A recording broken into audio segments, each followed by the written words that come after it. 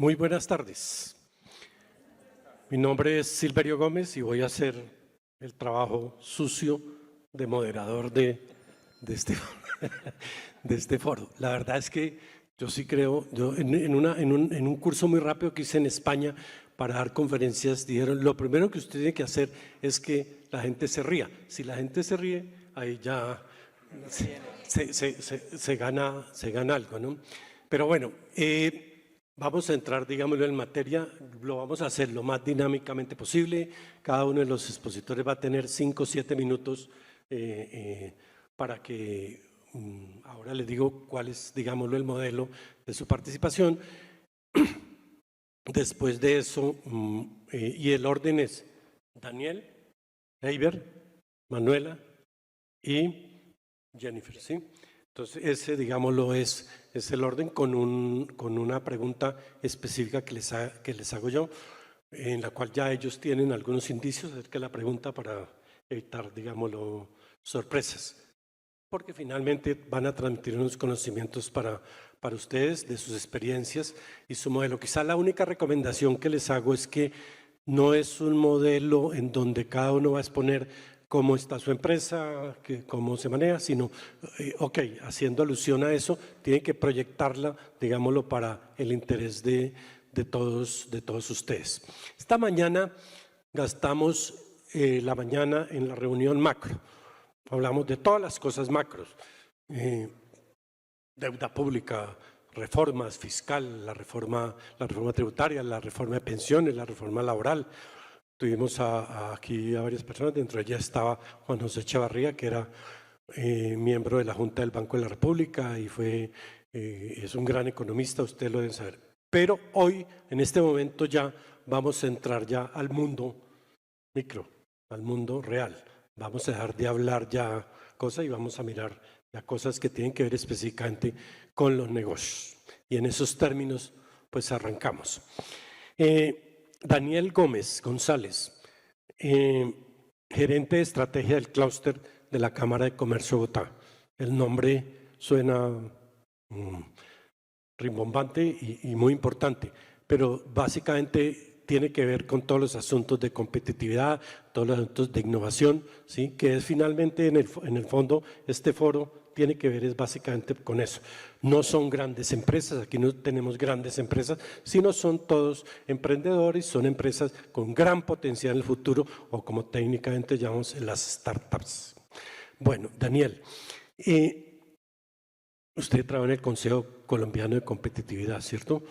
Eso es un organismo muy importante que analiza esa variable a nivel nacional y saca unos indicadores muy importantes para medir la competitividad a nivel, digámoslo, regional, ciudades y departamentos y tal.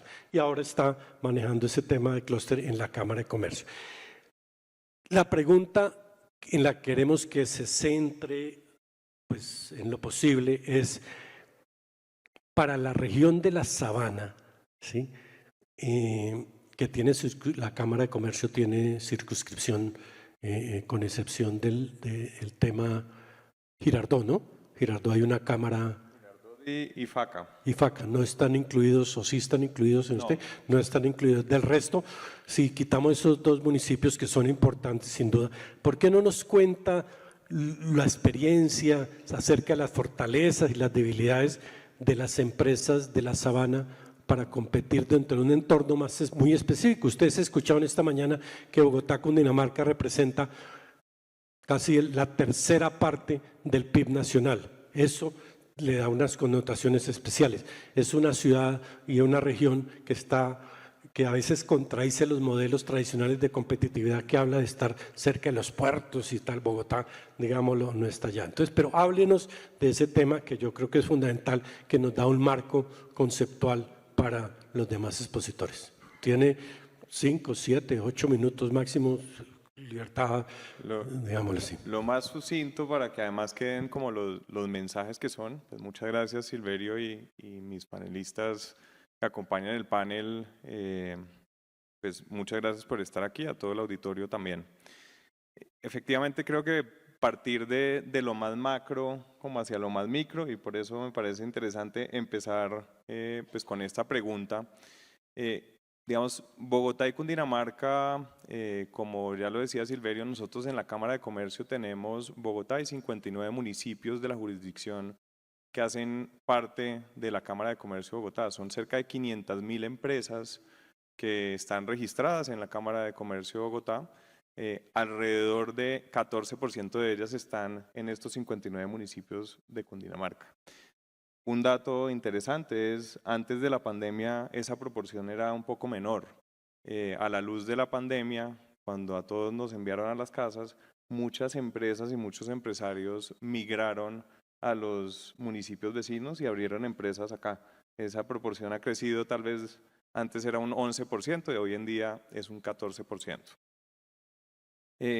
Si miramos los datos de competitividad, como lo decía Silverio, el Consejo Privado de Competitividad saca todos los años un índice de competitividad de municipios o de ciudades y un índice departamental de competitividad.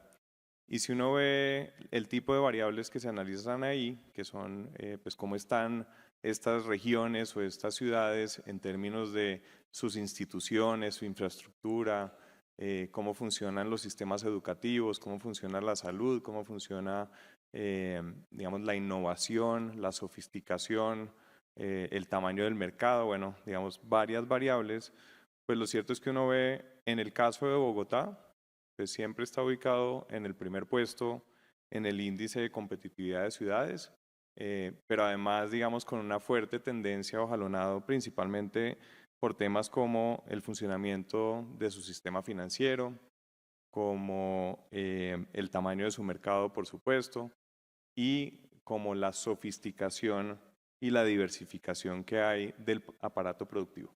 Y eso mismo se ve reflejado en Cundinamarca. Cundinamarca no es, digamos, la región más competitiva de Colombia, es la novena, pero si uno mira en esos índices, en ese tipo de variables, gracias a su cercanía también a Bogotá, pues tiene acceso a un conocimiento que se crea en las universidades, a capacidades de innovación y por lo general le va muy bien también en ese pilar de sofisticación y diversificación, que al final del día es pues lo que se representa en las empresas de Bogotá y la región. Entonces ya entrando un poco más en el empresariado, les comentaba, tenemos alrededor de 500.000 empresas en Bogotá y la región, cerca de 260.000 están representadas en esos 16 clústeres que nosotros venimos trabajando desde la Cámara de Comercio de Bogotá. Son 16 sectores económicos que son supremamente estratégicos para el desarrollo económico social de la región y donde trabajamos de la mano de las empresas de cada uno de estos sectores. Eibar hizo parte o hace parte de uno de estos clústeres que es el de industrias creativas y de contenidos para mejorar la competitividad en estos sectores. Y ahí lo que tratamos es, por un lado, cómo logramos proyectos en conjunto para mejorar el entorno de negocios en estos sectores, pero también cómo mejoramos la competitividad al interior de cada uno de estos sectores. Y una de las preguntas clave que nos hacemos es, ¿dónde están los segmentos estratégicos de negocios? ¿Cuáles son esos segmentos que tienen mayor dinamismo al interior de un gran clúster y donde debemos apostar? Y ahí vemos cosas muy interesantes. El sector financiero, por supuesto, es un sector muy importante y uno inmediatamente piensa en la banca tradicional. Es el sector que más ha crecido en los últimos 3 años en términos porcentuales. Cerca de 400 nuevas empresas que se han creado, pero solamente el año pasado se crearon 200 fintech. Ese es un segmento que viene creciendo de manera muy importante y donde Colombia se ha posicionado pues, de una forma muy relevante en América Latina. Otro segmento es el de videojuegos, que precisamente Eibar ya nos va a contar desde su experiencia, pero en el sector de industrias creativas tenemos segmentos como la publicidad, la televisión, el cine y demás, pero un segmento que vemos que está en alto potencial de crecimiento, donde cada vez hay más empresas, pero además hay un mercado muy grande y muy importante, pues es el de los videojuegos.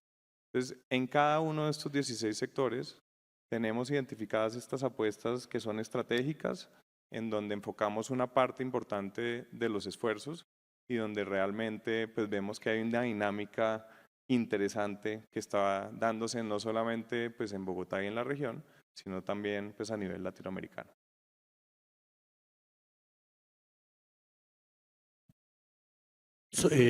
Daniel, solamente de pronto para efectos del público y para nosotros, FinTech, ¿qué es exactamente, digámoslo, eso? Sí, o sea, es una de las betas, digámoslo, importantes que hay en los nuevos sectores. Pero cuéntenos exactamente, ¿sí?, qué es lo que significa que se sale del modelo tradicional del sistema financiero. Básicamente estas son empresas que además dentro de la respuesta te voy a decir, no son solo empresas del sector financiero que han adoptado la tecnología para prestar servicios, sino que principalmente son empresas de tecnología que utilizan la tecnología para prestar un servicio financiero. Ahí tenemos muchas empresas del clúster de software y TI que han migrado hacia un modelo financiero y muchas empresas del sector financiero que, por ejemplo, crean nuevas figuras como Bancolombia con Nequi, que crean, digamos, una nueva empresa basada en tecnología. Eso es básicamente las fintech y digamos, un segmento de negocios que ha venido creciendo pues, de manera muy importante en estos años. Bueno, puede resultar sorprendente para algunos. Muchas gracias, Daniel, en esta primera, digámoslo, intervención. Puede resultar sorprendente para muchos, pero cuando uno mira Bogotá, encuentra que el PIB del sector agropecuario es 0, ¿correcto? O muy bajito, agropecuario, o sea, no agroindustrial, que es una cosa. Y lo que ocurre es que Bogotá, como ocurre ya en las grandes metrópolis del mundo, es abastecida por la región. Tengo entendido que Cundinamarca aporta, los municipios de Cundinamarca aportan alrededor del 57% de los alimentos que consume Bogotá, el Llano produce otra parte, Boyacá otra parte y Tolima produce otra parte. Y de eso se alimenta, digámoslo, Bogotá. O sea, Bogotá realmente no produce alimentos así específicos. La Sabana de Bogotá, digámoslo, son municipios de Cundinamarca. Esto abre el tema para decir que entonces hay otros sectores muy importantes que tienen que ver con algo que es las industrias creativas, todo lo ligado a la innovación como una combinación entre tecnología y talento. Y Bogotá en eso ha ganado, y la zona, digámoslo, de Cundinamarca, la Sabana, ha ganado un espacio muy grande en ese tema, digámoslo, de las industrias creativas, que en el gobierno del presidente Duque, que fueron impulsadas, mucho se llamaba, digámoslo, la economía naranja. Y aquí tenemos un caso específico, digámoslo, en ese sentido. Eibar Rojas, ¿sí?, fundador de Efecto Studios, una empresa productora de videojuegos. Es un ejemplo específico de algo que se sale de la manufactura para volverse mentefactura, ¿cierto? En un concepto, digámoslo, de esas industrias creativas. Y el mercado nacional puede ser significativo, pero el mercado internacional es todavía muchísimo más importante. Evidentemente, vender en el mercado local es distinto a vender en el mercado internacional. Correcto. Entonces, queremos que nos cuente, digámoslo, la experiencia, pero también hacia otras actividades complementarias a los videojuegos, con ese tema del talento, la innovación. Por favor, que la transmita al auditorio. Súper, pues muchas gracias por la invitación. Digamos un poquito de contexto frente al mercado de videojuegos. El mercado de videojuegos es una de las industrias más grandes del mundo, más grande que la del cine, la de la música. Está proyectado el año pasado, creo que son 230 billones de dólares a nivel mundial. Y gracias a ese gran, digamos, macromercado, existen unas barreras mínimas de acceso a ese mercado. La distribución digital de videojuegos se puede hacer desde cualquier lugar del mundo. No hay intermediación frente al mercadeo ni a la distribución, lo cual permite que cualquier compañía en cualquier parte del mundo pueda acceder con sus productos al mercado. Pero evidentemente Colombia es un país que por muchas condiciones que se alinean tiene un potencial muy alto. El primero es que Colombia es un país que está en una zona horaria entre 2 horas con el Pacífico y 1 hora con el este de Estados Unidos, lo cual lo deja en el margen de accesibilidad horaria para trabajar con equipos en tiempo real. Dos, estamos a 3 horas de Miami, a 5 horas de Nueva York, a 6 horas de Los Ángeles, lo cual nos da un acceso casi que inmediato con estos clientes. Y esto abre, digamos que un mar de posibilidades grandísimo frente a que las compañías puedan proveer servicios de alta calidad. Evidentemente, desarrollar videojuegos no es una tarea estrictamente técnica, requiere muchísima creatividad, pero también muchísima ingeniería, y esa combinación produce un mercado grandísimo que es el de industrias creativas. Yo he tenido la fortuna de estar 22 años con mi compañía y ver, digamos, toda esta transición de mercados, y evidentemente en los últimos 12 años, digamos, con los gobiernos anteriores empezó, digamos, que a alinear muchísimo. La Cámara de Comercio en el 2011 empezó a trabajar todo el tema de clúster de industrias creativas, porque el potencial es sumamente alto, el potencial de convertir talento humano en productores creativos es bastante grande, y pues creo que lo digo como broma, pero creo que para todos es evidente, no hay nada como cobrar en dólares y gastar en pesos. Creería que es una de las fórmulas más efectivas. Y curiosamente la pandemia fue un catalizador impresionante en el mercado de videojuegos y en la eliminación de barreras para que compañías colombianas puedan proveer a estudios, digamos, muy grandes en desarrollo de videojuegos, porque el recurso humano se limitó muchísimo. Entonces, estas compañías se vinieron a Latinoamérica a buscar freelancers, que es como el concepto de una persona, digamos, proveyendo servicios de manera individual, pero también compañías proveyendo servicios de muy alto valor creativo y muy alto valor técnico a estas compañías. Lo cual hace un mercado predilecto, obviamente porque el nivel, digamos, socioeconómico en Colombia frente a Estados Unidos pues es más bajo, entonces puedo conseguir gente muy talentosa a unos costos muy competitivos. Aún así no es precisamente uno de los elementos a resaltar como mercado, pero sí como talento. Entonces, digamos que como industria, Colombia tiene alrededor de unas 40 compañías, el 70% de esas compañías desarrolladoras de videojuegos están en Bogotá, digamos, también por este tejido de universidades, este tejido, digamos, de compañías de tecnología, donde permite que las personas puedan, digamos, circular en distintas compañías.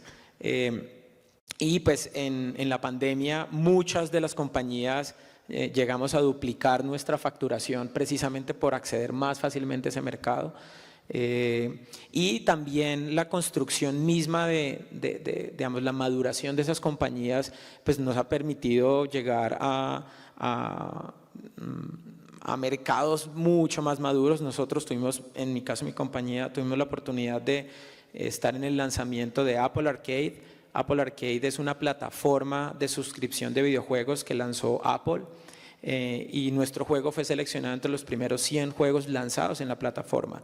Y esto, digamos que del lado económico pues es chévere, se recibió dinero, maravilloso, pero del lado de poner la bandera de un país como Colombia dentro de los primeros 100 juegos lanzados en una plataforma que tiene alrededor de 240 millones de dispositivos, pues es brutal. Para nosotros fue abrir una ventana directamente a este mercado. Muy bien, y pues sin duda espectacular, sencillamente. Le quiero hacer una pregunta antes de pasar a Manuela, y es la siguiente. Evidentemente, pues, el caso de videojuegos no es exclusivo del caso de videojuegos. El talento es una variable súper determinante en un negocio, como en muchos otros negocios de esas industrias creativas que seguramente así crean que sean solo los jóvenes los que están metidos en eso. También hay muchas empresas en ese sentido. Exportar café, banano, flores, eso pues es muy importante, sin la menor duda. Son sectores de los cuales vive la economía, digámoslo, colombiana. Pero le quiero hacer la primera pregunta. En términos de talento, ¿cuál es el escollo principal? Y segundo, ¿cómo hace una empresa colombiana que entra por primera vez a esto de las industrias creativas para que le crean afuera? Bueno, el tema de talento no es solamente digamos, una coyuntura colombiana, es una coyuntura global. cada vez hay menos ingenieros o desarrolladores de software, eso digamos que es una tendencia mundial. Y yo diría que es uno de los mayores problemas que tiene la industria. Desarrollar un videojuego requiere unos conocimientos técnicos grandes, importantes. Nosotros, ¿cómo lo hemos solucionado? Yo soy de Oporapa, Huila, es un pueblo muy pequeñito al sur del Huila, y pues si yo estoy aquí sentado, creo que hay una fórmula que estamos terminando de adaptar para tratar de hacer lo mismo con otros pelados de mi pueblo.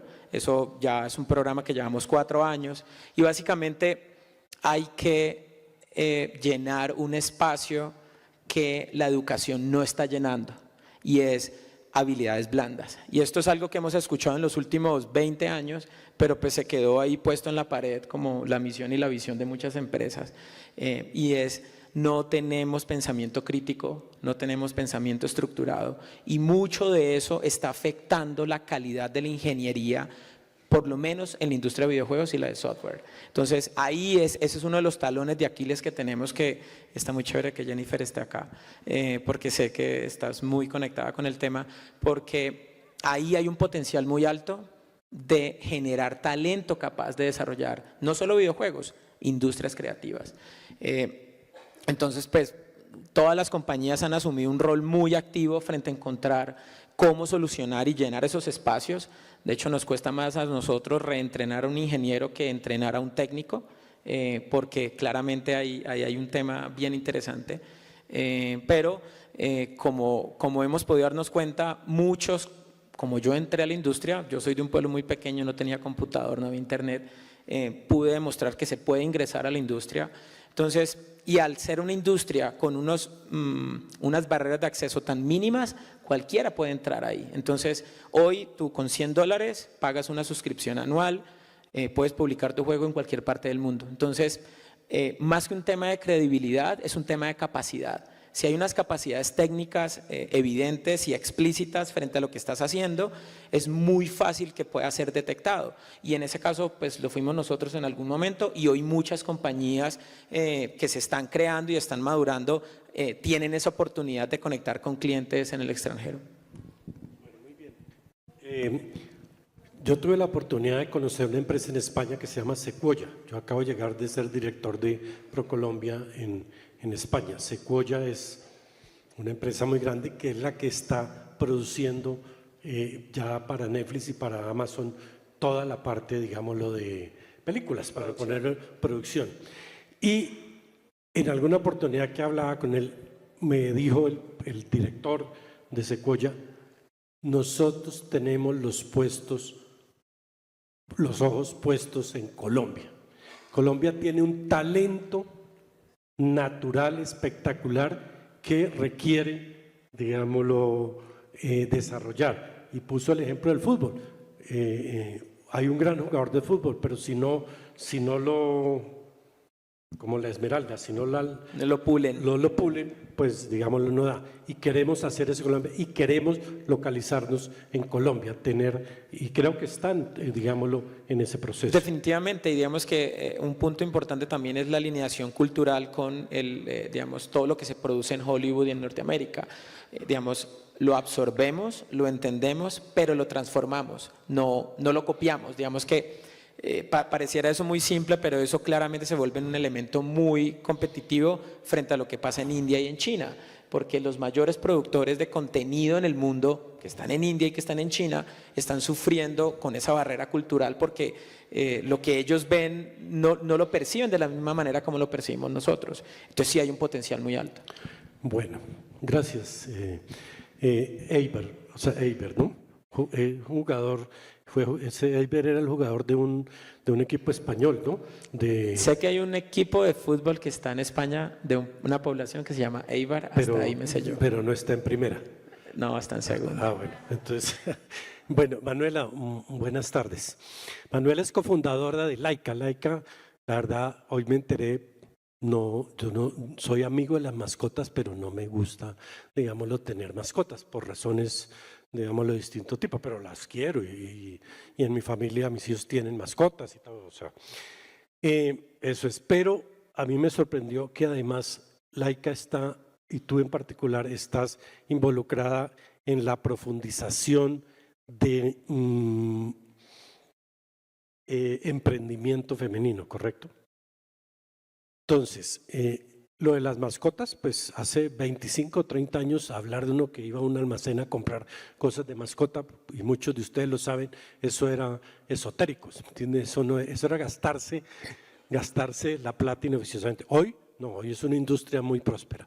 Cuéntenos muy rápidamente lo de Laika, ¿sí? Que es una demostración de que hemos trascendido todo ese tema de la manufactura y ese tema de la economía tradicional y estamos en nuevas actividades, pero luego enfatícenos en el trabajo del emprendimiento femenino, no como un tema de género. Yo creo que el emprendimiento femenino es muy importante, hay una serie de actividades que las mujeres, casi todas, desarrollan mejor que nosotros los hombres, ¿entiende? Casi todas las actividades, casi todas las mujeres.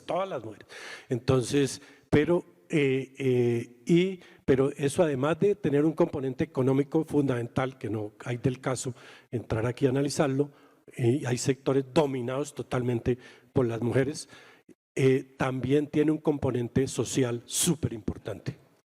Por favor, Manuela.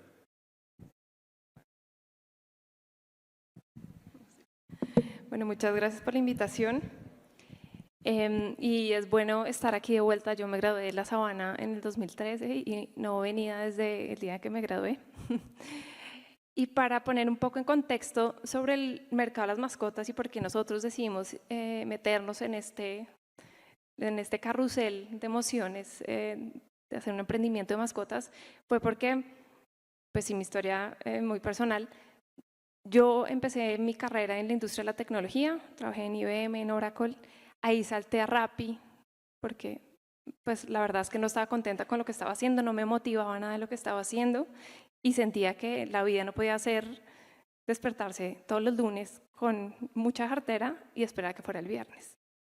Entonces ahí decidí, tenía algunas ideas, unas mejores que otras, y ahí decidí investigar la industria de las mascotas porque yo soy sumamente pet lover, he tenido perros y gatos toda la vida.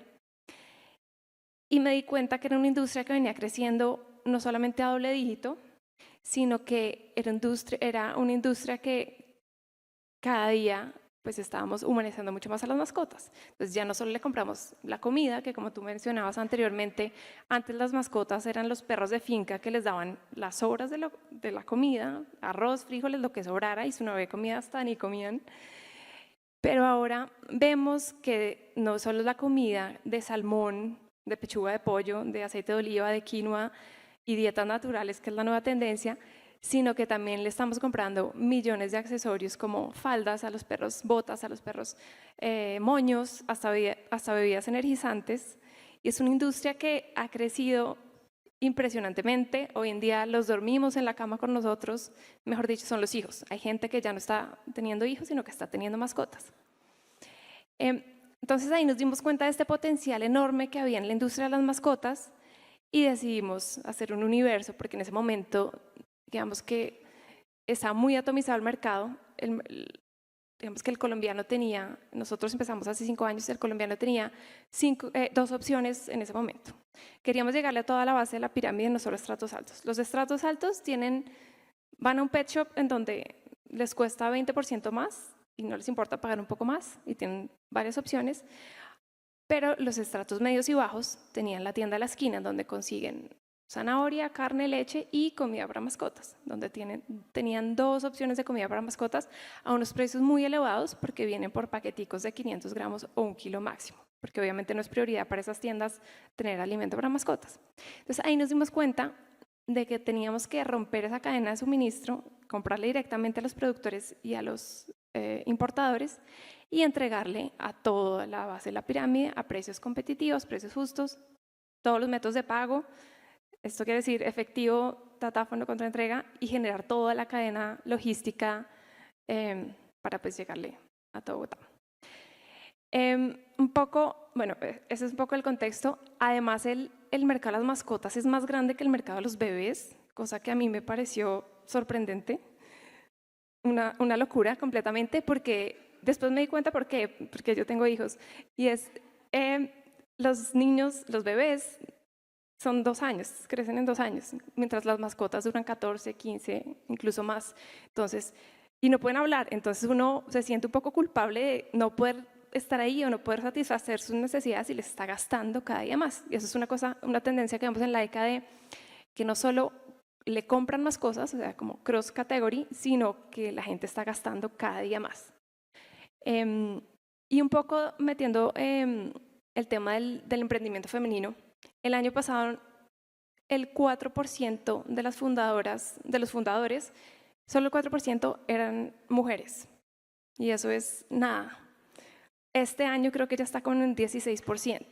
Si nosotros nos podemos analizar y lo vemos desde el lado negativo, pues el 4 o el 16 suena muy poco, pero tenemos que mirar es el progreso que hemos tenido las mujeres en emprendimientos y pues en el crecimiento, también el apoyo sociocultural y el apoyo económico al país. Y yo creo que todo radica en que las mujeres todavía no nos creemos el cuento, ¿no? Todavía no creemos que podamos ser parte de la junta directiva, no creemos que podemos ser fundadores de alguna empresa, no creemos que podemos tener un cargo directivo, y todo esto se resume en un círculo vicioso en que pues, no hay tantas mujeres en el C-Level, no hay tantas mujeres fundadoras, y creo que aquí es un tema que todos deberíamos estar apoyando en las empresas, y es fomentar que las mujeres hagan parte de los cargos directivos de las empresas, que hagan parte de las juntas directivas, y así mismo nosotras mismas nos vamos a empezar a creer el cuento. Pero yo creo que es un tema totalmente sociocultural y que es decir, que radica el problema en nosotras mismas, que no nos creemos el cuento de que somos capaces de lograr grandes cosas. Sí, Manuela, sí, tranquila, o sea, no nos haga poner nerviosos a los hombres, sí, casi, sí, sin duda alguna. Mire, en la Andy, por ejemplo, Andy Bogotá, que es el tema que yo conozco con relativamente, pues tengo conocimiento, más de la mitad son mujeres de los funcionarios, y no de los funcionarios meramente del nivel inferior ni nada, o sea, sino de técnicos, profesionales, directores de cámaras, o sea, son 32 cámaras y yo me atrevería a decir que 20 cámaras son mujeres. En ProColombia, por ejemplo, que tiene a nivel de nacional e internacional alrededor de 1.500 trabajadores, 61% eran mujeres, o sea, uno alternaba con ellas de una gran forma, y eso se ha ido extendiendo. El sector financiero es dominado por mujeres, ¿me entiende? Y yo me atrevo a decir algo, y es que no hay discriminación salarial en esos sectores. Se presentan su examen, su entrevista, entra o no entra, independientemente si sea hombre o sea mujer, lo cual, digámoslo, es un avance súper fundamental. Felicitaciones pues por ese trabajo. Y en el tema de las mascotas, solamente anecdóticamente, para ratificar algo que decía ahora y para ratificar lo que tú dices, hace unos años hice una casa y entonces el ingeniero y el arquitecto me dijo, la recomendación es que no haga una casa para niños. Entonces yo me quedé pensando y le dije, ¿por qué? Digo, los niños se van, más bien deje un espacio para las mascotas, porque las mascotas usted las va a tener para toda la vida. Y la verdad, digámoslo, ha sido así. Repito, las mascotas las quiero y tal, pero no las tengo, pero mi familia, digámoslo, sí las tiene.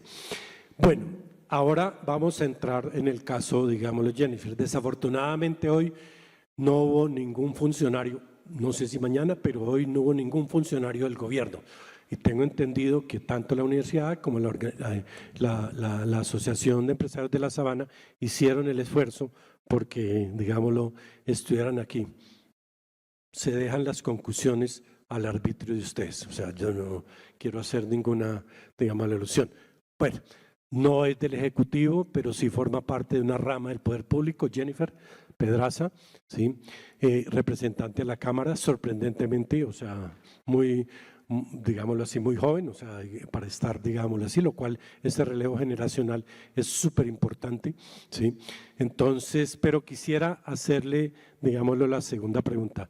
Jennifer está en la Comisión Cuarta de la Cámara. La Comisión Cuarta es la que se encarga del tema básicamente presupuestal, o sea, ese es, digámoslo, el elemento central, teniendo que ver con otros temas, seguramente con el plan de desarrollo, que tiene que ver con el tema presupuestal, que tiene que ver también con determinados proyectos que implican recursos que se manejan por, digámoslo, esa comisión. Ella te das cuenta que aquí está, esto es tema de emprendedores, de startups, toda la cosa. Y esta mañana no se comentó, pero veo que una de las dificultades siempre que tienen es, uno le pregunta a un pequeño empresario, ¿y usted cuál? El financiamiento. Me sale muy cara la plata, o sea, la tasa de interés tal. Yo sí creo, como en muchas partes del mundo, Alemania, España, el Estado apoya con recursos pues públicos, evidentemente, el financiamiento de esos emprendedores. De tu experiencia, ¿qué notas? ¿Sí hay una actitud en favor de apoyar el emprendimiento por parte del Estado, por parte de recursos públicos? No como una donación ni nada, sino como un caso, digámoslo, de emprender, de empujar ese emprendimiento para que el foco del negocio sea el punto central y no salirse a buscar, digámoslo, la plata, entretenerse en otras cosas. Cuéntenos, Jennifer. Bueno, hola, muy buenas tardes para todas, para todos.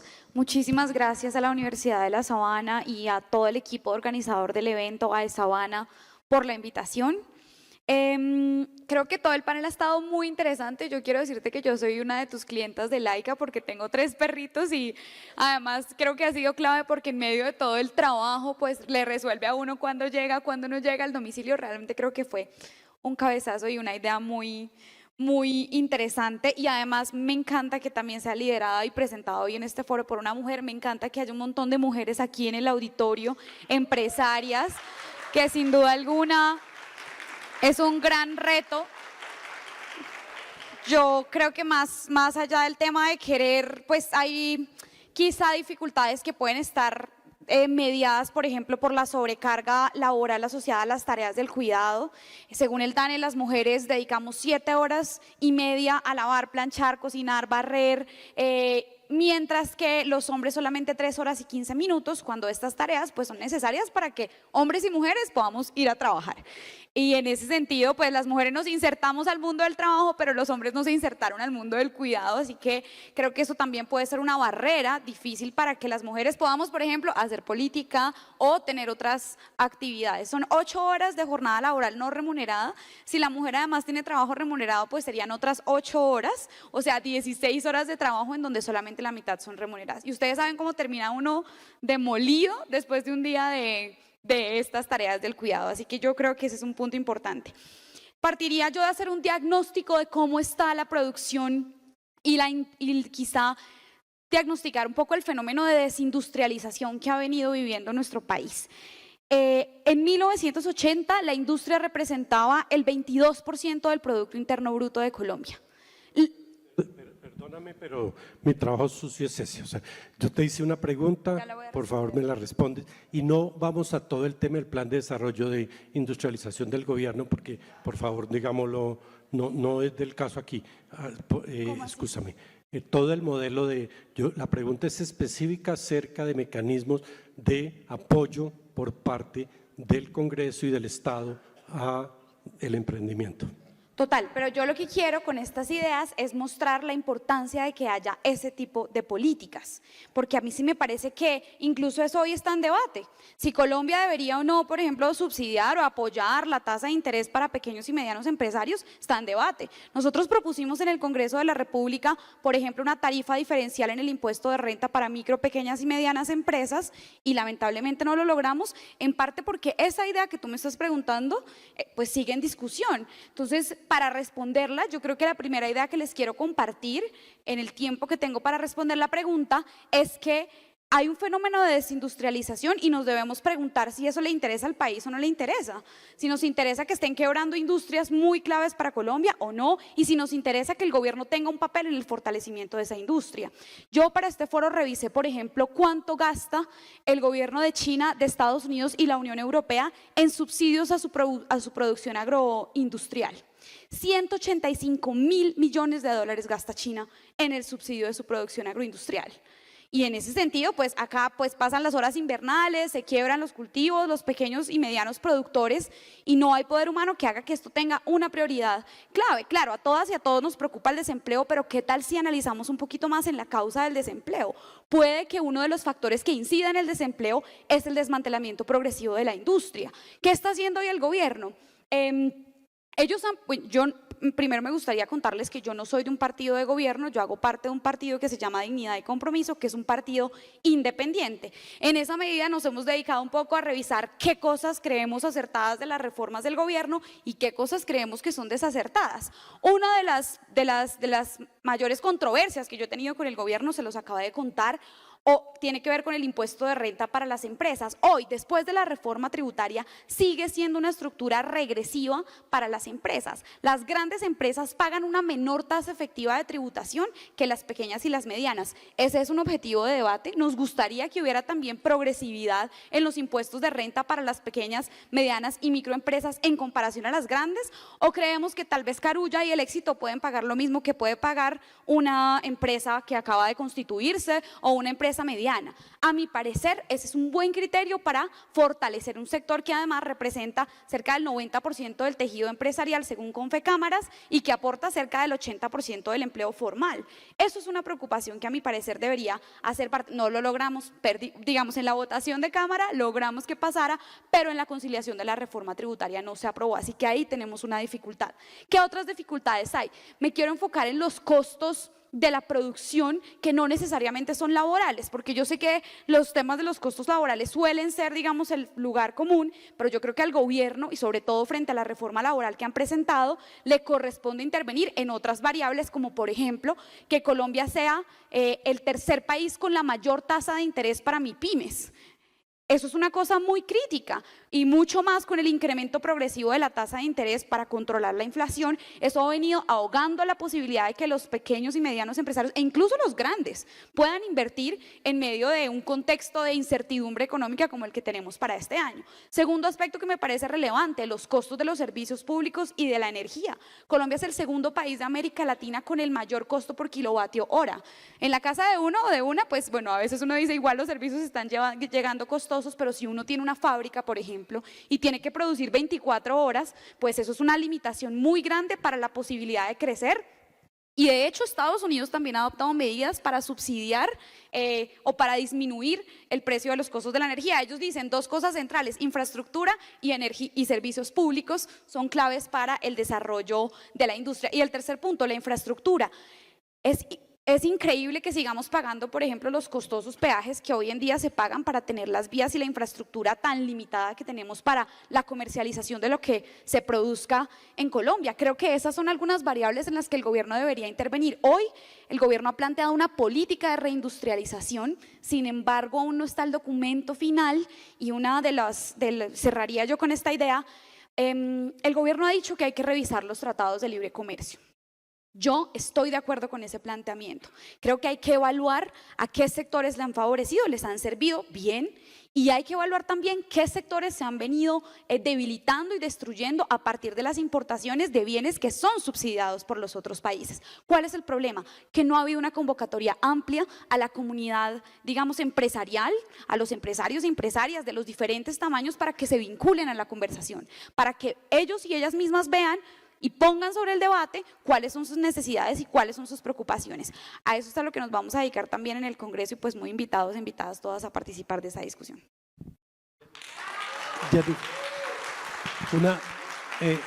En lo que tú diste acerca de la reforma laboral esta mañana, Marilena, fue Juan José Chavarría el que dijo que 6 de cada 10 empleos los están generando empresas que tienen 1, 2, 3, hasta 5, digámoslo, trabajadores, ¿no?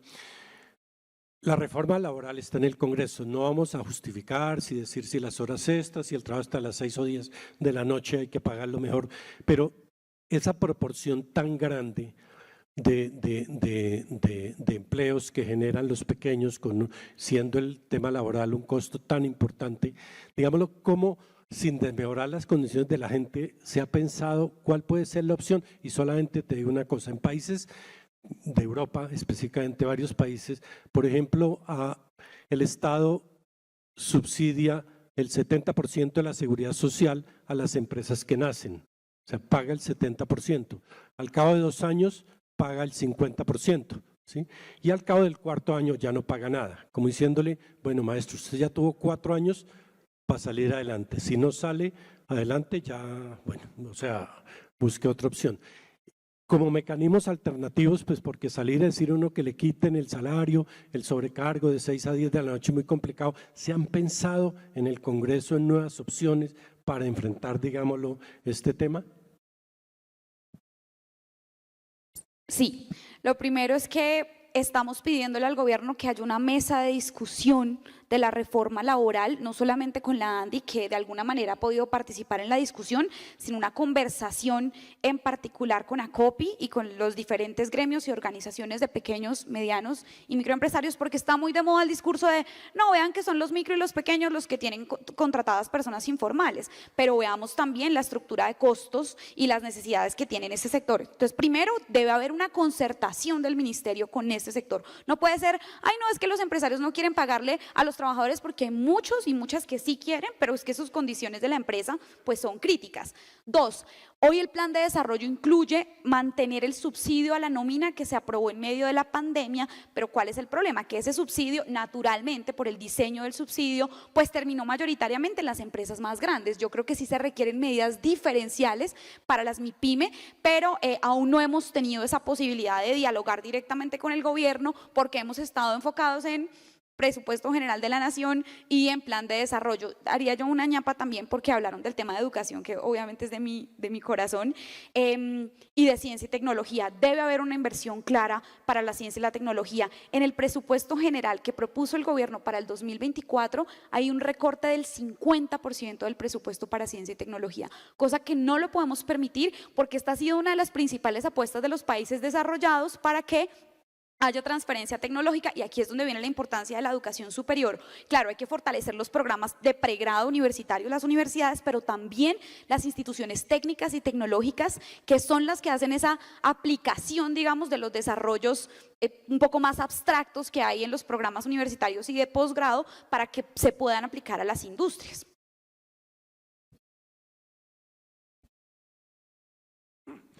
María Elena, ¿cuánto tiempo nos queda?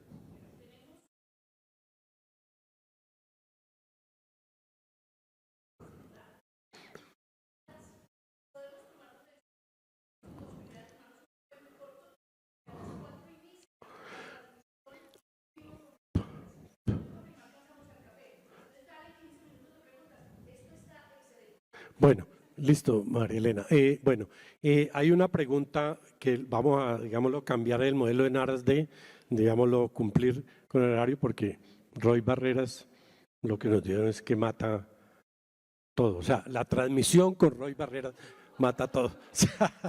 No, repito, no mata, sino la transmisión con Roy Barreras. O sea, Bueno, Julián, hay una pregunta para Daniel, así específico. ¿Qué están haciendo como clúster para promover en las empresas una cultura de ahorro sin aplicar la estrategia de despedir a las personas? No digamos, usted no puede pensar cuál es la estrategia, sino cuál es la recomendación, digamos, lo que puede desde la Cámara o inducir en el trabajo de inducción que pueda hacer, ¿correcto? O sea, que la solución, digámoslo, de la modernización no sea, tecnología o empleo, ¿sí? Perfecto. Antes de eso me gustaría referirme a algo que tú mencionabas sobre la reforma laboral, porque hemos hecho también algunos diálogos, en particular con Mafe Carrascal y algunos empresarios de los clústeres, para entender un poco desde la visión de cada sector.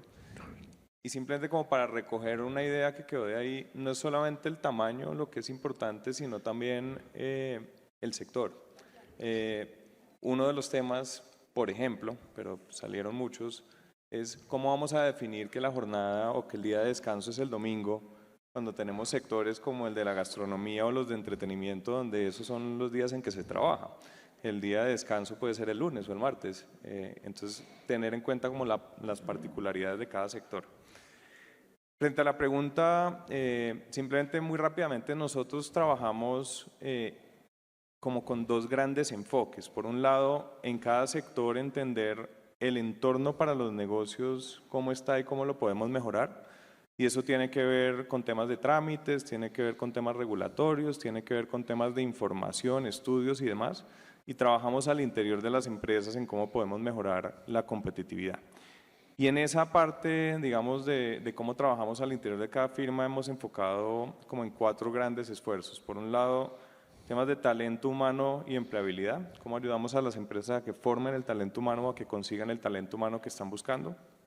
Por otro lado, temas de internacionalización, aprovechando de nuevo este dólar fuerte, pero que no es solamente el precio lo que importa, sino que realmente tengamos la capacidad de llegar a esos nuevos mercados, que podamos cumplir con los requisitos que se tienen en esos nuevos mercados y que sepamos hacerlo como empresarios.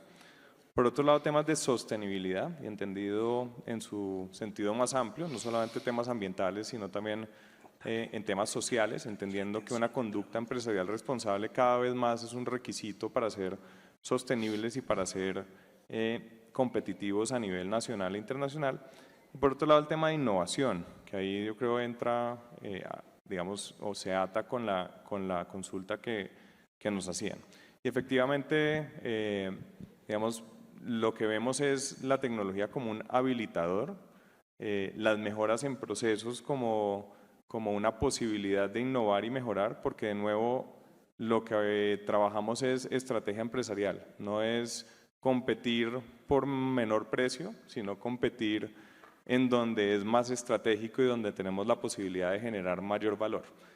Y simplemente pongo como un ejemplo el caso del sector moda. Ahí hace ya 5 años tomamos una decisión de trabajar con los marquistas, con esas empresas que tienen su propia marca, los diseñadores o empresas pequeñas que desarrollan su marca, que fabrican aquí en Colombia. Y lo que veíamos hace 5 años eran tal vez 80 o 100 empresas que estaban empezando a trabajar en este sentido, y la gran mayoría de empresas del sector de prendas de vestir y de la moda en general trabajaban en maquilas y trabajaban compitiendo por precio, buscando cómo disminuir costos para poder competir. Hoy en día realmente es impresionante ver cientos de pequeños empresarios, que ustedes los ven en Instagram y en ferias y demás, que cada vez son más. Cuando abrimos convocatorias del Bogotá Fashion Week, tal vez en la primera, en 2017, nos llegaron 100 empresarios que estaban interesados. Hoy son casi miles de empresarios que están interesados en participar, y realmente ahí hay una dinámica muy interesante. Y de nuevo, no es bajando los costos, no es disminuyendo la nómina, es incorporando tecnologías, incorporando diseño, incorporando herramientas que de alguna manera le permiten a las empresas mejorar su estrategia empresarial y competir por mayor valor agregado. Bueno, la pregunta que están haciendo para Eibar y Manuela, sí, es la siguiente, que está ligada, digámoslo, a ese punto del talento y a la innovación y todo. Dada la limitación en cantidad de talento calificado, ¿qué estrategias tienen para retener el talento en su organización? ¿Cómo seleccionar talento joven? Dejemos a Manuela.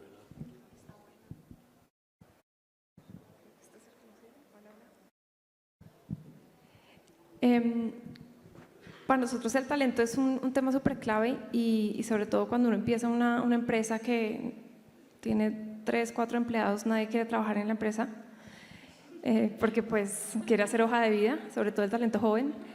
Hoy en día Laika cuenta con más de 1000 empleados, la mayoría, el 70% son domiciliarios, los cuales hace poco estábamos revisando, y el que más se ganaba, porque les pagamos comisiones por cada pedido que entregan, era 6.800.000, una cosa loca para ser un domiciliario. Obviamente con la reforma laboral nos están limitando mucho, es decir, entendemos que la idea es beneficiar y darles más beneficios, valga la redundancia, a los trabajadores, pero pues no permitirían que que trabajen las horas que ellos quieren, que sean tan flexibles y que ganen esto. Pero bueno, para responder la pregunta, para atraer talento joven son varias cosas. Ahorita vemos que esta generación quiere flexibilidad de horarios, trabajar desde la casa. Entonces nosotros seguimos remoto, tenemos la posibilidad de ir a la oficina cuando quieran. La idea es que vayan al menos 2 veces a la semana. Tener una cultura llamativa, digamos que a uno le guste ir a trabajar, eso es súper clave y a veces se subestima la cultura empresarial, pero la cultura de la empresa es lo que a uno lo hace decidir si irse a otra empresa o quedarse en esta empresa. Y se me olvidó la última, aparte de la flexibilidad, es, bueno, estar en una startup es importante el tema, y que a muchos jóvenes les llama la atención, es poder aportar sus ideas, poder cambiar los procesos, poder cambiar la estructura de todo, porque pues todo es nuevo y todo se está construyendo. Mientras que si uno trabaja en una empresa gigante, pues todo está hecho y es totalmente burocrático. Entonces, la flexibilidad y la capacidad de aprender todos los días y poder aportar es sumamente amplia y al talento joven le llama mucho la atención. Súper. Súper, como dicen. Eibar. Bueno, en nuestro caso, digamos que la dinámica es muy favorable. Nuestro ciclo de rotación de equipo es cada 6 años. O sea, una persona entra y dura más o menos 6 años dentro de la compañía.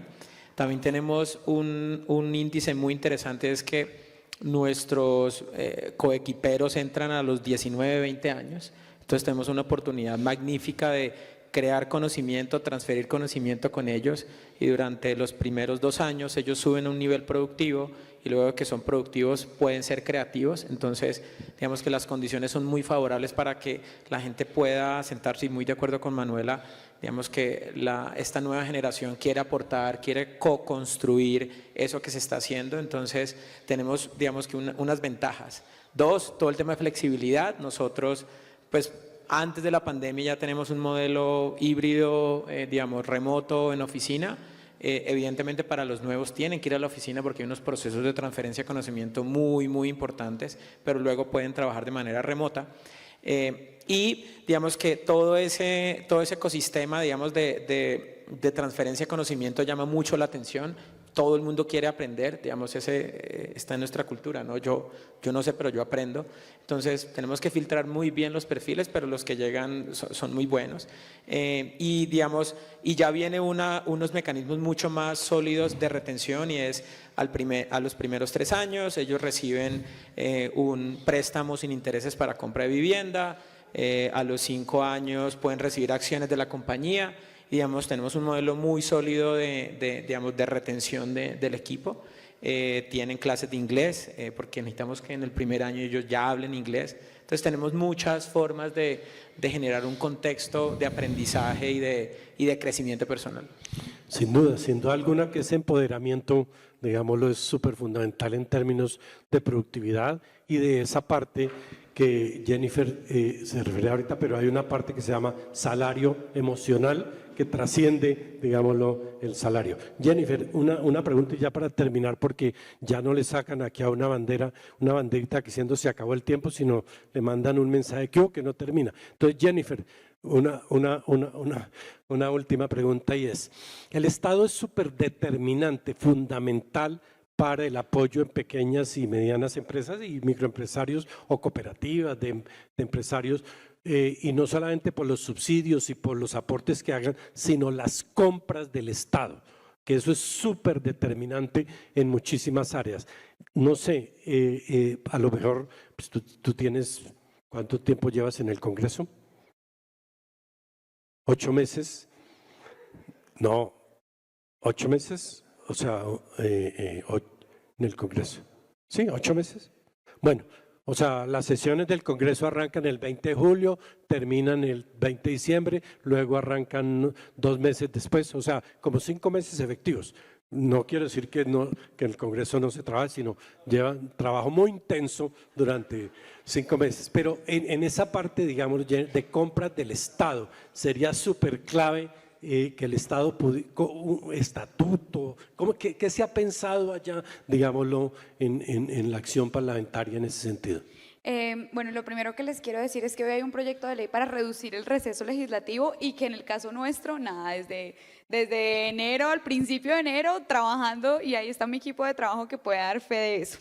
Pero además, lo segundo que me parece importante, hoy hay un artículo en el plan de desarrollo que está enfocado en que Colombia Compra Eficiente pueda priorizar de alguna manera a las pequeñas y medianas empresas.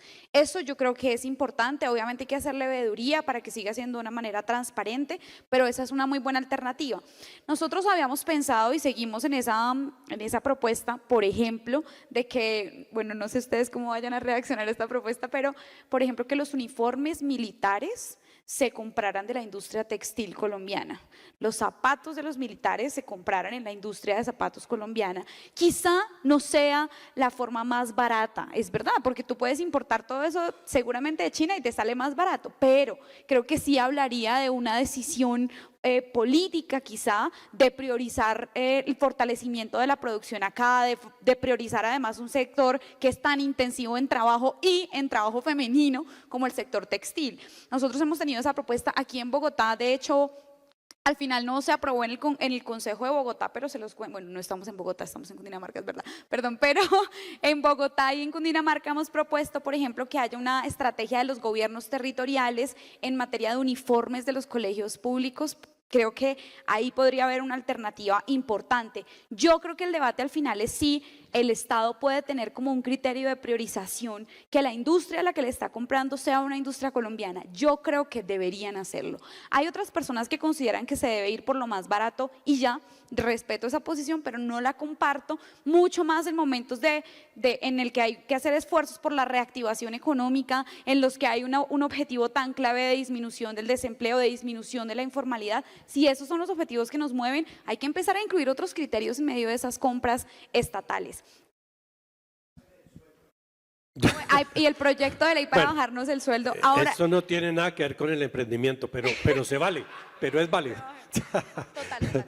Bueno, no, Jennifer, gracias. Bueno, la verdad, se nos acabó el tiempo. Quiero solamente decirles que este es un ejemplo patético del futuro que puede tener Colombia. Sin la menor duda que estas actividades de creatividad, de economía naranja, de mentefactura que llamamos, o en este caso nuevos sectores que involucran con el apoyo, digámoslo, sin duda del modelo clúster de la Cámara de Comercio que lleva 10 años, 11 años, yo creo que es, digámoslo, muy importante. Bueno, gracias a todos ustedes por la participación, por sí.